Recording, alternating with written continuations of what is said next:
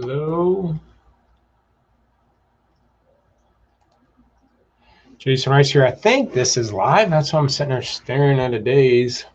Also, I'm going to try to update or refresh my Facebook to see if I get people live. There we go. All right. So in the meantime, I got to turn this all down so you can hear that online. All right. Here we go. Hopefully we get some people online here live. I'll answer any questions or go into things. And it's been 2 weeks since I've done a live, and I've kind of been sitting in limbo because I've been predicting what's been happening right now over the last few months. And I see a lot of guys going, what the heck happened? Or things are slowed down. What's going on? You guys seeing the same thing? And it's, we've been talking about it for a bit. Everything tends to slow down when school starts, September hits, October's coming around the corner, you're going to have elections. Again, we've been talking about this for a while. And, I'm surprised of how many dealers I'm seeing are surprised at what's going on.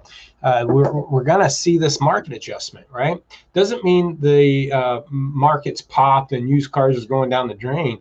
There's obviously still going to be a supply and demand dynamic. It's his customers right now. You can see it in all the trends. So I'm not making this up. Go to Car Global used car dashboard. You're going to see there's now a mixture of how many cars are listed in each state versus their sales. It used to be more sales than listings, and that's when dealers could be sloppy and still sell a ton of cars and have record months and record gross.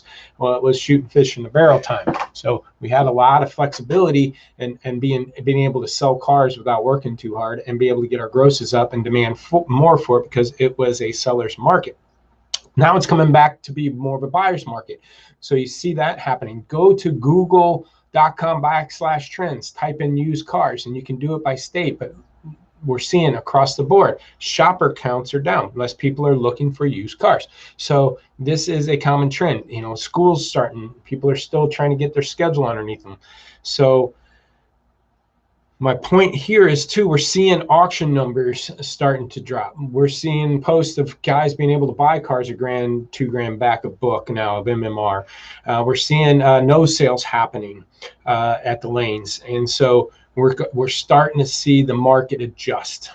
Dale did a post about it saying, hey, now let's get back to getting back to normal used car management, essentially. Seen Tommy Gibbs post about it a little bit today about managing and stocking to your 30-day sale rates. And he said maybe even your 2-week numbers. So that's just something we've always preached. Been doing this for 7 years. We always tell our dealers, carry what you sell what you carry. You got 100 in stock, let's sell 100 plus. Got a dealer selling 250 with 180 in stock. Got a dealer selling 180 with 150 in stock. So we don't overstock and we don't get over anxious in our buying. And what I'm finding is some dealers are increasing inventory levels and buying stuff because they think this market is still going to withstand through the traditional seasonal adjustments, which it may, but you got to remember, we got an auction happening, we got an election happening that's going to affect this. We're going to have a real economy that's going to affect this, meaning that, with the influx of stimulus money and stuff, I don't think people really been in the real economy. The only thing that deviates, again, is supply and demand dynamics is going to be new cars. I hear some manufacturers like Ford's new car supply isn't going to be that much higher or that high.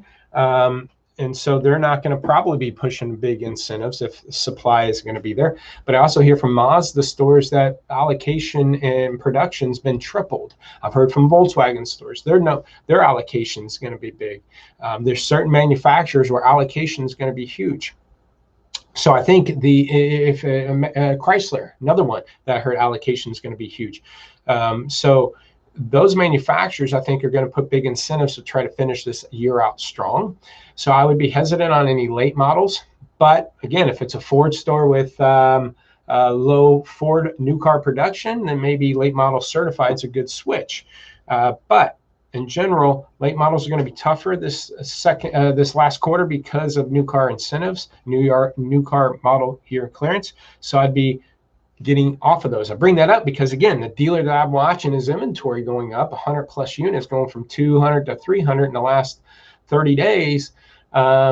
A lot of his inventory is in 19s and 18s, and they're taking the longest to sell, and he's the heaviest in those. And those are the ones, and his sales aren't keeping up with it. He's only selling 150, carrying 200, and now and was carrying 200, now stocking 300 in hopes that the market was coming back or carrying through. And then he's buying these late models, and that's the point of the title of this. Watch out for the low-hanging fruit at the auction. We're seeing a big influx in 17 Escapes, big influx in 17 Rogues. Some of these 17s are cars that you can buy grand, $2,000 back in MMR now. The reason why is because the market's getting flooded with them. But a lot of dealers are going, oh, great, I can grab these cars cheap. And they're stuffing them in inventory, which isn't a bad plan if you're disciplined to get off of them. But again, we're getting, these dealers are still holding out, thinking they can price now and going into October like they could back in June and July and August when the market was strong. And so these buys that you can get real cheap might be great buys right now, and they might be booking out high, and the market's still a little high, so you can make some money on them. But the fact that you can buy cheap typically means it's because you're going to have to price them cheap to keep them moving. Or if you own them right now, if you bought some of these cars in the last 30 days, they're starting to depreciate more. So think about that. Anything that's 0 to 21 days old are going to be year age cars in November. And if November, I'm anticipating October being softer than November, and November being softer than October with the election and things like that happening. Some of these cars you might not want to be owning. So anything 30, 40, 50 days old, you definitely want to get off this month and next month, because you want to go into November, December, and January lean and clean, and then, you know, be able to bulk up a little bit February, March for that tax season. You don't want to be dumping cars in February and March because you have a bunch of age cars left over from the winter hangover, and now you're eating out of them to clean up your age, and you can't be a buyer. So you always want to be a buyer, but don't fall for the low-hanging fruit at the lane. Looking at Facebook, no one's commenting yet. Anybody want to chime in on any of this stuff? But seen a lot of guys buying these late models because you buy them cheap, which is great. If you price them cheap, get off of them, and don't own these cars past October. So watch it. But we're getting disciplined.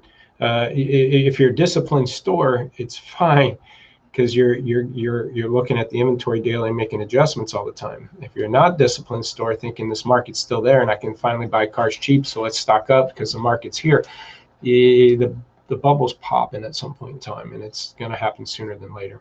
And again, it's slowly happening now, and if it continues down this path, and I say that it probably will, only because traditionally it does. So the only outliner, a couple outliners, new car manufacturing, the economy, COVID shutdowns, second wave, all this other crap.